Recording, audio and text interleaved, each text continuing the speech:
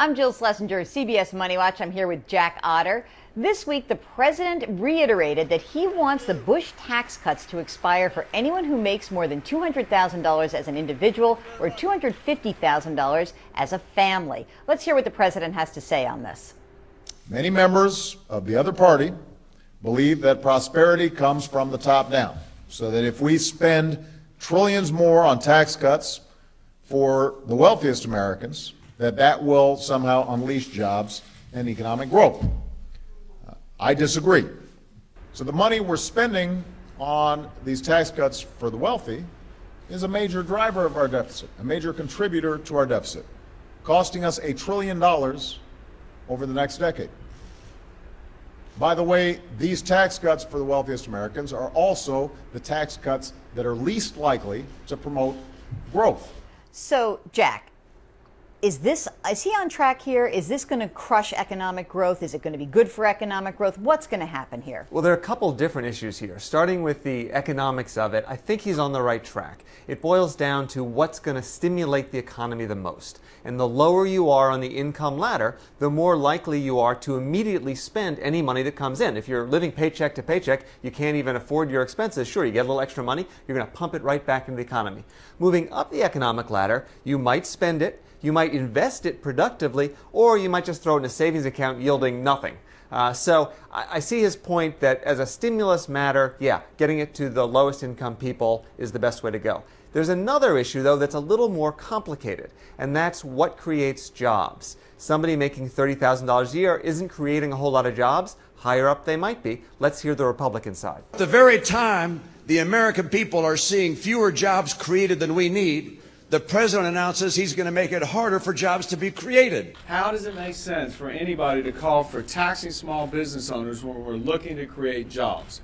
How raising taxes on small businessmen and women will help our economy, I can't quite figure out. And frankly, I don't think the president can either. So the Republicans are arguing that those people over the 250 mark are actually the job creators. Do you agree?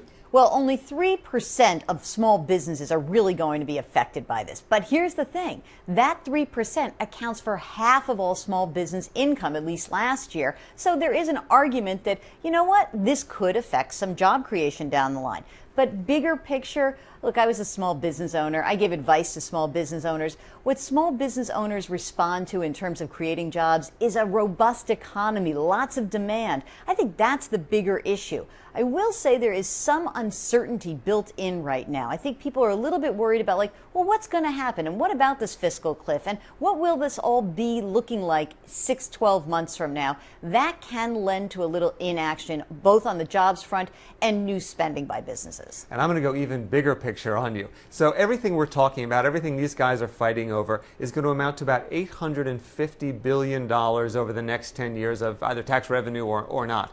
But we've got a much bigger problem, a $4 trillion problem over the next 10 years that we'd like to cut back. And here's the thing. We've got right now about 15% of the gross domestic product in revenue. That is so low, it hasn't been at that level since the late 40s. My father was rushing fraternities back when we had this little tax revenue coming in. So really, tax rates are really low effectively. Absolutely. On the other side, we're spending more than we have since World War II. So less income than in a long time, more spending. Both of those have to change. Somebody doesn't want to hear that side. It's either lower taxes or increased spending. Nobody wants to cut spending and raise taxes, but that is the only solution. And we can only hope that at some point after the election, they'll come to their senses and actually attack both those problems. Well, until that time, stay with CBS News because we'll be following the debt, the deficit, the election, and the economy. Thanks for watching.